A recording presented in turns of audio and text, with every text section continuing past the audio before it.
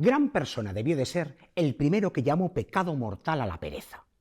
Nosotros no entraremos ahora en largas y profundas investigaciones acerca de la historia de este pecado, por más que conozcamos que hay pecados que pican en historia y que la historia de los pecados sería un tanto cuanto divertida. Convengamos solamente en que esa institución hace cerrar a las puertas del cielo a más de un cristiano. Estas reflexiones hacía yo casualmente no hace muchos días, cuando se presentó en mi casa un extranjero de estos que en buena o en mala parte han de tener siempre de nuestro país una idea exagerada e hiperbólica. De estos que o creen que los hombres aquí son todavía los espléndidos, francos, generosos y caballerescos seres de hace 2 siglos, o que son aún las tribus nómades del otro lado del Atlante. En el primer caso, vienen imaginando que nuestro carácter se conserva tan intacto como nuestras ruinas. En el segundo, vienen temblando por esos caminos y se preguntan si son los ladrones que los han de despojar los individuos de algún cuerpo de guardia establecido precisamente para defenderlos de los azares de un camino comunes a todos los países. Un extranjero de estos fue el que se presentó en mi casa provisto de competentes cartas de recomendación para mi persona. Asuntos intrincados de familia, reclamaciones futuras y aun proyectos vastos concebidos en París de invertir aquí sus cuantiosos caudales en tal cual especulación industrial o mercantil eran los motivos que a nuestra patria le conducían. Acostumbrado a la actividad en que viven nuestros vecinos, me aseguró formalmente que pensaba permanecer aquí muy poco tiempo, sobre todo si no encontraba pronto objeto seguro en que invertir su capital. Parecióme el extranjero digno de alguna consideración. Trabé presto amistad con él y lleno de lástima traté de persuadirle a que se volviese a su casa cuanto antes, siempre que seriamente trajese otro fin que no fuese el de pasearse. Admiróle la proposición y fue preciso explicarme más claro. Mirad, le dije, Mr. Sansdelay, que así se llamaba, vos venís decidido a pasar 15 días y a solventar en ellos vuestros asuntos. Ciertamente, me contestó, 15 días y es mucho. Mañana por la mañana buscamos un genealogista para mis asuntos de familia. Por la tarde revuelve sus libros, busca mis ascendientes y por la noche ya sé quién soy. En cuanto a mis reclamaciones, pasado mañana las presento fundadas en los datos que aquel me dé, legalizados en debida forma, y como será una cosa clara y de justicia innegable, el tercer día se juzga el caso y soy dueño de lo mío.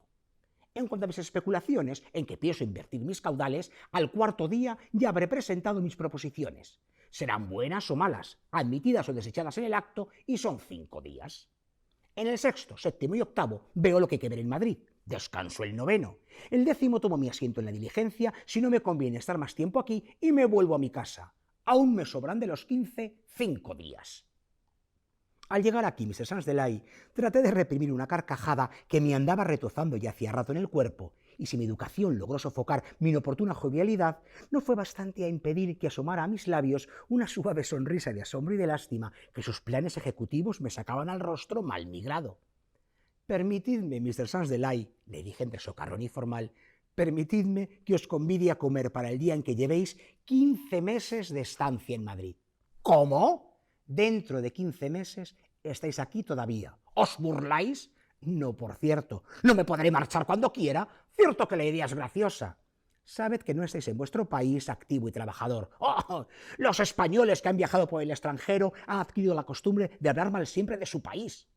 Os aseguro que en los 15 días con que contáis no habréis podido hablar siquiera a una sola de las personas cuya cooperación necesitáis. ¡Hipérboles! Yo les comunicaré a todos mi actividad. Todos os comunicarán su inercia. Conocí que no estaba el señor de Sansdelay muy dispuesto a dejarse convencer sino por la experiencia, y callé por entonces, bien seguro de que no tardarían mucho los hechos en hablar por mí. Vuelva usted mañana.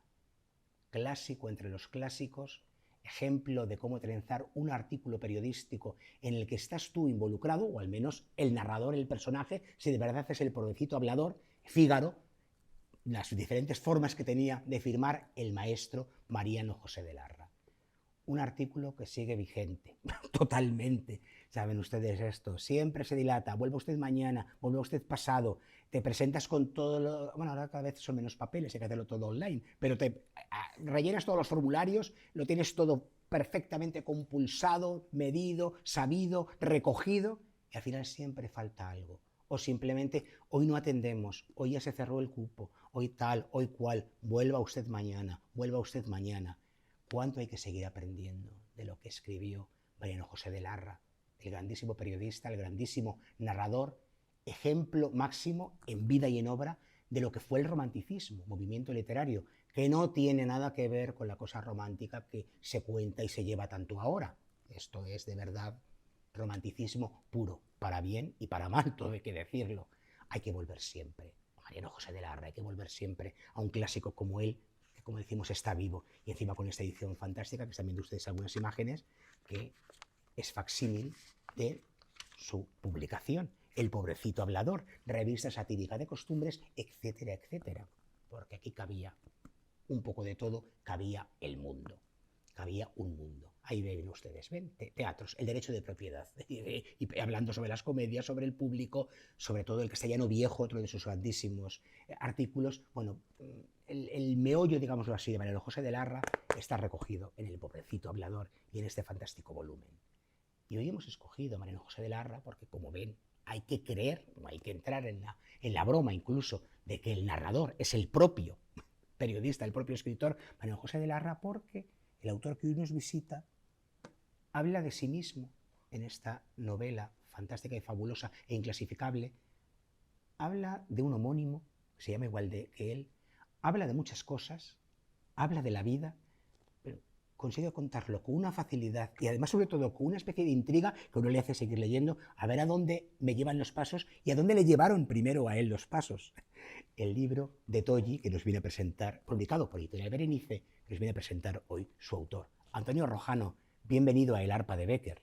Nada, muchas gracias, un placer y un placer porque además es la primera entrevista que hago con el libro, entonces, bueno, muy ilusionado de presentarlo después de varios años de escribirlo. Sí, un libro que, digámoslo así, empezaste a escribir antes de que se escribiese, ¿verdad? Fue un libro que se empezó a escribir casi durante una investigación muy azarosa, un tanto ridícula si uno lo piensa dos veces, que es, bueno, parte de la búsqueda de tu propio nombre en Internet, ¿no? Un acto muy ególatra que algunos hemos hecho alguna vez.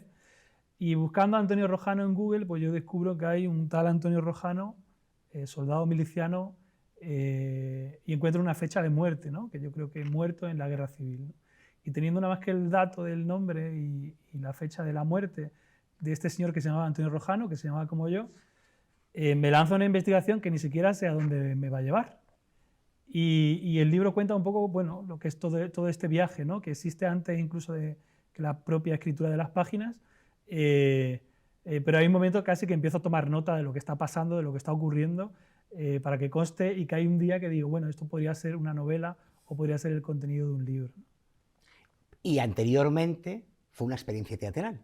Y anteriormente también fue una experiencia teatral, claro, porque como digo, es un material que yo voy investigando, que va surgiendo, y realmente yo siempre tenía la idea de la escritura de un libro. Lo que pasa es que mientras uno encuentra, primero, mientras uno termina el libro, y segundo, mientras uno encuentra quizás una editorial que le interese, yo llevo 15 años dedicándome al teatro. Claro, tú eres dramaturgo, entonces, como dramaturgo, pues tuve un encargo en mitad de la pandemia, que se puso muy de moda como hacer experiencias virtuales desde casa, ¿no? La gente, los artistas empezaron a compartir materiales a través de internet. Entonces, un festival de teatro de Madrid, que es el Festival de Otoño, me encargó una pieza transmedia, ¿no? Que es una palabra así como complicada, que uno no sabe muy bien qué significa, pero bueno, sería como usar diferentes medios para contar una historia, ¿no? Y esos medios normalmente estaban relacionados con lo virtual, ¿no? Entonces, yo pensé que todos los datos de esa investigación podrían armarse según la entidad que tenían, ¿no? Pues yo tenía los cortes de WhatsApp, por ejemplo, de audio de un historiador que me contaba sobre la guerra civil en Baena, ¿no? Porque ese soldado era de Baena, de Córdoba, entonces tenía clips de audio, tenía fotografías, tenía documentos escritos, y empecé a ordenarlo y empecé a pensar, sobre todo en este festival, cómo poder mostrarlo, ¿no? Entonces utilicé mi blog para hacer una introducción más textual, utilicé mi Twitter para meter muchísimas imágenes, contar sobre todo la investigación más documental, una pieza de radioteatro que grabé con actores para meter también los audios de WhatsApp de la investigación que me iban llegando, ¿no? Y que incluso hay algunos giros dentro de la trama que ocurren a través del mensaje de WhatsApp. Y bueno, fui contando la historia de una manera muy esquemática, porque luego el libro sí que es cierto que desarrolla muchísimo más la investigación. Claro. Y ese fue como un poco el mostrar el material, ¿no? Y fue bastante interesante para mí porque hubo gente que estuvo siguiendo y es casi como llevar a la gente de la mano. Ahora tienes que ir a un blog, ahora tienes que ir a Twitter, ahora tienes que ir a Facebook, ahora tienes que ir a Instagram, porque vamos a encontrar el siguiente capítulo, ¿no? o el siguiente paso. Y como bien has dicho, esta cosa casi novelesca de la intriga, de ir contando una historia. Entonces fue una especie de entrenamiento también para la propia escritura de la novela, ¿no? Y fue muy interesante, vamos. Tú has reivindicado muchas veces la ficción precisamente porque es la que mejor nos permite contar la verdad. Y aquí lo haces. Porque mucha gente dirá, bueno, esto se lo está inventando. Y como, bueno, literariamente, pues claro, puedes, digamos, exagerar, camuflar los maravillosos trucos que tenéis a vuestra disposición los creadores, pero se nota que es lo que te pasó, que es lo que viviste. Sí. Es muy interesante porque yo en el teatro siempre peleo mucho por eso, que como bien dice, de la ficción, ¿no? De contar ficciones. Vivimos un tiempo donde lo documental parece que está absorbiendo todo, ¿no? Irónicamente me encuentro con esto, con una historia que se relaciona conmigo.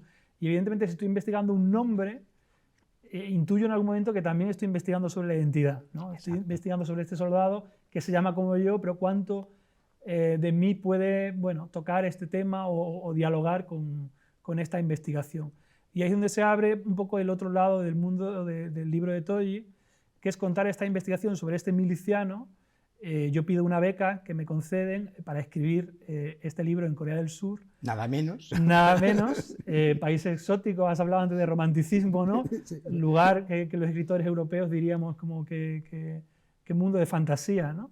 Entonces, a través de esa experiencia en Corea del Sur, yo voy contando cómo voy escribiendo, incluso cómo voy investigando y a qué me voy enfrentando, los pasos a los que me voy enfrentando. Y aparece este narrador, que puede ser que se parezca mucho a mí, que puede ser, bueno, ese término de la autoficción, ¿no? Que engloba muchísimo, que uno nunca va a saber y seguramente ni siquiera yo sé, tiene muchísima parte de realidad, evidentemente toda la investigación es real. He querido ser muy honesto con la parte de la investigación, porque hay una familia de verdad que se descubre claro. Relacionada con ese soldado, entonces he querido ser muy honesto con eso, o hablar de la guerra, he tratado de documentarme sobre la guerra, evidentemente no al nivel de un historiador, pero sí he querido llegar lo máximo posible. Pero luego me he guardado un espacio para mí mismo, ¿no? Ese espacio de Antonio Rojano, autor en Corea del Sur, viviendo una serie de aventuras que también están un poco relacionadas también con la ficción de los libros que el propio autor lee, ¿no? O las películas que el propio autor lee, ¿no? Todos vemos también estas películas de cine coreano, a mí me entusiasma, y con esta beca muchísimo más, ¿no? Entonces ya hay un momento que uno no sabe, incluso el autor en algún momento verbaliza cuánto de las ficciones que ha visto, cuánto de las ficciones que ha leído están confundiéndose con la historia que está contando. Ahí es donde sí me he permitido más, sobre todo en esa trama de Toggi, por eso el título del libro de Toggi. Toggi es el nombre de esa residencia de Corea. Toggi significa también tierra. Entonces, si hiciéramos una traducción, sería como el libro de la tierra, el libro de la nación o el libro de la patria. Quiero decir, es un término que ahora no suena muy exótico, pero que si fuera en castellano sería muy deliberadamente claro, ¿no? Sobre lo que estamos hablando, el libro de la tierra, cuando estamos hablando de muertos, ¿no? También de la guerra civil. Entonces, bueno, es un libro que tiene una polisemia desde lo real, lo documental, casi el libro de viajes, el diario, pero que tiene también bastante ficción. Pero en las partes quizás donde son menos comprometedoras o donde el autor, quizás conmigo mismo, es donde me he permitido jugar más, ¿no? Y además eso, repito lo que tú tantas veces has dicho, precisamente la ficción es ficción, funciona como tal, cuanto más está cargada de verdad. Entonces, claro, en este caso sabemos que todo es real. Luego ya, pues eso, camuflas, despistas, te dejas incluso llevar como autor de a ver por este camino, pero al fin y al cabo, como lo primigenio ha ocurrido y es verdad. Absolutamente, absolutamente. Decía Piglia, ayer leía una cita, estaba en Twitter, yo soy muy tuitero, y decía, no hay mayor máquina de ficción que la familia. Decía. Y yo pensaba, digo, claro, es una cita que en las entrevistas tengo que decir, porque claro, porque está en el libro, ¿no? En la familia, que es lo más auténtico, lo más cercano, es un nido de ficciones, de creación de ficciones, ¿no? Entonces, el debate del autor, si acaso en esta novela, que yo llamo y defiendo como novela, es cuánto puedo ficcionalizar un hecho real, ¿no? Cuánto puedo ficcionalizar yo como autor en el año 2022 hablando sobre la guerra. ¿Es posible? ¿No es posible? ¿Sería honesto si yo me pusiera a investigar un capítulo de la vida de este soldado y de repente lo convirtiera en un personaje y jugara con él? ¿Sería honesto? ¿No sería honesto? ¿Podría hacerlo? Bueno, el autor digamos que se cuestiona, pero nunca se atreve a ir más allá de los datos fríos y casi técnicos de lo que le ha aportado la realidad, ¿no? La investigación. Como yo decía, dices que llevas 15 años como dramaturgo, digo yo laureado, porque ahí están los premios que te avalan, y el libro de Tolli también tiene un premio, sí. que además aquí recuerdan en portada, el premio de la Fundación Antonio Gala. Sí, no, me da muchísima ilusión que lleve ese premio porque la fundación fue como el primer paso. Yo estuve creo que están ya en la generación 20, ¿no? En el curso 20. Yo estuve en el segundo año, muy joven. Yo era un joven de Córdoba, desubicado, que le gustaba escribir, le gustaba leer, pero no sabía muy bien a dónde iba, ¿no? Y cuando me presenté a la Fundación Antonio Gala, pues mandé unos manuscritos que yo tenía con la absoluta sorpresa que me cogieran, ¿no? Que uno piensa que en la vida. Yo creo que la Fundación me cambió la vida en ese sentido porque me encontré con muchísimos artistas, con muchísimos escritores, y yo salí de la Fundación Antonio Gala con la certeza de que quería dedicarme a escribir. No sabía si iba a salir bien, si iba a salir mal, pero sí que ese joven que no sabía muy bien qué quería hacer encontró un motivo. Al menos saliste seguro en tu vocación. Eso es. Y desde ahí pues sí que ya ha venido una carrera ligada con el teatro, con premios, con reconocimientos, pero a nosotros nos llega, como es residente, nos llega la información de la Fundación, ¿no? Y desde hace 3 años están convocando este premio, que es solamente para los residentes que han pasado, residentes sobre todo de escritura, que hemos pasado por la Fundación. Y yo tenía este material, tenía esta novela, y pensé qué mejor lugar que el lugar donde empezó todo, ¿no? Y que llevara el sello pues, de ese premio, y más sabiendo que la propia editorial, el Grupo Almuzara y la editorial Berenice iban a editarlo. Una editorial de Córdoba, yo soy de Córdoba. Bueno, como que se alineaban varias estrellas, y yo obviamente mandé el manuscrito no pensando voy a ganar, pero dije, si ocurre, sería un lugar bonito, ¿no? Sería un lugar muy bonito. Y nada, y en noviembre pues me llamaron que habían concedido el premio, y ha sido pues unos meses express de recorrecciones, de trabajo en la novela para poder darle la mejor forma posible, y obviamente de la editorial de que pudiera estar pues ya aquí pues, en este día de mayo pues el libro impreso, ¿no? Hay algo fantástico, de muchas cosas, pero hay algo fantástico para mí en la novela. Yo también me gusta defenderla como novela, en el sentido de decir luego ya que cada uno busque, rebusque y entre como quiera, ¿no? El lector es muy libre de quedarse en unas páginas o en otras, pero hay algo que me encanta, que es el modo natural en que unificas dos a priori escenarios, o sin a priori, tan diferentes, dos sentires tan diferentes como lo que es Tolli y nuestra, por desgracia, guerra civil, guerra incivil, como eso sí le gusta decir al maestro Ansón, porque hablas de los vivos, de los muertos, de la memoria, y está tan relacionado lo que vas descubriendo en Tolli, en Corea, con lo que en el fondo te sirve también para escribir, para armar y para investigar sobre la guerra civil, sobre ese otro, Antonio Rojano. Es maravilloso cómo confluyen. Nada, yo te lo agradezco porque ha sido como la gran lucha, ¿no? De que el libro pudiera encontrar esa cohesión, porque uno cuando lo explica, es decir, en Corea del Sur, pero la guerra civil, pero vaya mezcla, ¿no? Cuando yo me presenté a esta residencia, claro, uno tenía que argumentar por qué ese proyecto, y yo ya tenía parte de la investigación realizada, no toda, pero parte de la investigación, claro, yo tenía que argumentar por qué en Corea del Sur, ¿no? Y estas son, bueno, las dificultades del escritor de por qué en Corea del Sur. Pues yo a priori no sabía muy bien, y lo argumentaba sobre todo por la guerra, ¿no? La guerra de Corea en el año 50 es una guerra donde hay un norte y un sur, también dos bandos, un bando comunista, un bando, vamos a decir, más de izquierdas, un bando más de derecha, que tienen esa guerra fratricida, y que es un país que todavía tiene esa deuda de guerra porque todavía existe literalmente esa fractura, es un país dividido, dividido en dos, ¿no? Entonces yo lo argumenté todo un poco por esa cuestión más superficial, guerra Corea, guerra civil española.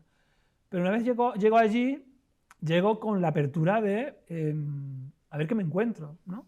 Y en ese a ver qué me encuentro a esa Corea más tradicional, esa Corea donde se habla mucho de los enterramientos ancestrales, me encuentro en el propio jardín de la residencia, varias tumbas. Lo que para ti eran montículos al principio, que para mí eran montículos, era un jardín así como muy coqueto, ¿no? Como de los Teletubbies, así con montañitas. Hay un momento que alguien me dice, no, pero eso son tumbas de gente. Y de repente voy pasando por el bosque y en mitad de los árboles me encuentro tumbas de gente. Es decir, me encuentro esas tumbas en cualquier sitio. Y me encuentro esa tradición de los enterramientos. ese mundo del chamanismo, acerca de los espíritus, de cómo o cuánto de condenados podemos estar según ayudemos, honremos a nuestros antepasados, a nuestros ancestros, a los espíritus. Y de repente se abre una línea de acción ahí con la memoria, obviamente, ¿no? Con cuánto hemos honrado nosotros a nuestros ancestros aquí en España. Entonces ese mundo más tradicional coreano le hace también reflexionar a ese autor, relacionarlo con su propia escritura, ¿no? Mientras él mismo tiene la propia duda de estoy escribiendo o me estoy olvidando, ¿no?, de mis soldados porque estoy aquí en Corea tomando vino de arroz y yendo pues, a algún tipo de, no sé, de festival más artístico, de música, etcétera, etcétera. Y bueno, trato como de combinar, o por lo menos hay una intención de que en el fondo se vayan tocando determinados temas y vayan resonando una trama en la otra, ¿no? Y esos hilos de la memoria nunca deben romperse, porque si se rompen, si alguien quiebra el vínculo con el ayer, tiene que estar preparado para la desgracia. Es el corazón de tu creación, sí, sí, de tu investigación. Y esa especie de idea como de cierta maldición, ¿no?, de cuánto hemos honrado o deshonrado para que determinadas cuestiones, vamos a decir, políticas, ideológicas de nuestro país todavía sigan, digamos, en pugna, ¿no? El otro Antonio Rojano, que es el protagonista en ausencia o en investigación de tu novela, de la novela que cuenta y narra y protagoniza el Antonio Rojano que está en estas páginas. Se parece mucho a ti, en otras cosas, como dices, has aplicado a la ficción, pero es muy interesante esa figura del otro, claro, esa atracción por alguien que se llama como tú. Que a priori eso solamente hay un nombre, ¿no? Y que esa atracción solamente sea a partir de un nombre. Y el gran miedo que yo tenía como autor era que se quedara en eso, ¿no? Que se quedara, pues sí, en un soldadito muerto, sin más, que no fuera a ningún sitio. Pero la propia investigación me fue abriendo, bueno, primero una biografía, a partir de un nombre, de repente descubrí la edad, fui aquí al Archivo Histórico de Madrid, donde están, vamos a decir, los que sufrieron un consejo de guerra, los soldados que sufrieron un consejo de guerra. Él era un soldado andaluz, pero fue detenido en Extremadura. Sí. Entonces tuvo la fortuna de que ese tribunal, terminaran todos esos expedientes de ese tribunal en Madrid, ¿no? Y yo pudiera seguir el rastro. Y de repente ese rastro que me va llevando también a una familia con la que incluso estaba en contacto hasta hace poco, ¿no? Y yo creo que eso ha sido como lo más interesante, porque investigando ese nombre, al mismo tiempo, que es algo que al final de la novela, esa parte que dice los arrepentimientos del autor, yo he comenzado a investigar sobre mi familia y el autor comienza diciendo la novela que no tiene historias que contar. Realmente en la novela no he querido llenarla de otros temas, ¿no? Porque yo creo que ya sería otro sitio. Pero sí que la investigación y todo el proceso me ha llevado a conocer la historia de mi familia, que yo desconocía absolutamente, de abuelos, de tatarabuelos, de trastatarabuelos. E incluso algunos de ellos participando en la propia guerra civil, en este caso en el bando franquista, por ejemplo, ¿no? Entonces, cuando me dicen, no, pero es que es la historia de un miliciano, y digo, bueno, es la historia de un miliciano, pero al mismo tiempo yo he descubierto mi historia personal, exacto, que es la historia del bando franquista, de una familia más tradicionalista, conservadora, y de repente investigando hacia un lado o mirando hacia un lado, he conseguido descubrir de mi historia, una historia que nadie me había contado, que es el problema también de España, de la familia, cuánto hemos contado a los hijos. Que tú lo tocas aquí. Y ha sido a raíz de esta investigación que yo también he podido conocer. Hablo de un campo de concentración del País Vasco, ¿no?, que muere en Orduña, ¿no?, en el País Vasco. Pero yo descubro que mi instituto fue campo de concentración, o determinados lugares ligados con mi vida tienen relación con la guerra civil. Y esto lo he conocido a raíz de la escritura y de la investigación, ¿no? Que para mí ha sido el mayor regalo. Evidentemente publicar el libro y todo es fascinante, pero el mayor regalo ha sido conocer mi familia un poco más. Antonio Rojano tiene tanto que contar que nos va a dar, me atrevo ya a lanzarle el guante cariñosamente y como cómplice para que venga a contarnos en otra ocasión, pues eso, su parte como dramaturgo, y lo podemos avisar con punta del iceberg, anunciar una serie de televisión que se está rodando. Lo dejamos ahí, pero es verdad. Sí, sí, ahí estamos también en televisión y nada, un placer. Pues Antonio Rojano, gracias por el libro de Tolli, gracias por investigar sobre ti mismo y sobre otros Antonio Rojanos, y que vengan muchas novelas, igual que muchas obras de teatro y muchos trabajos tuyos. Muchísimas gracias. Pues ya lo ven, decía en su momento presentando el Premio Planeta, cuando lo ganó él, Javier Cercas, que lo han dicho otros autores, toda novela, toda narración, toda historia, de un modo u otro es autobiográfica. Pues aquí hay parte, claro, de la autobiografía de Antonio Rojano y luego de la biografía de muchos que se llaman como él y de otros que, aunque no nos llamemos como él, también nos sentimos muy reflejados en las páginas de esta interesantísima, curiosa, particular y novela inclasificable. Pónganle ustedes el adjetivo que quieran, pero desde luego seguro que todos son dignos de encomio porque la novela lo es. Gracias como siempre por acompañarnos, nos vamos al ángulo oscuro del salón, vamos a buscar otras lecturas, vamos a dejar que el arpa repose, pero muy pronto volverá a sonar para todos ustedes.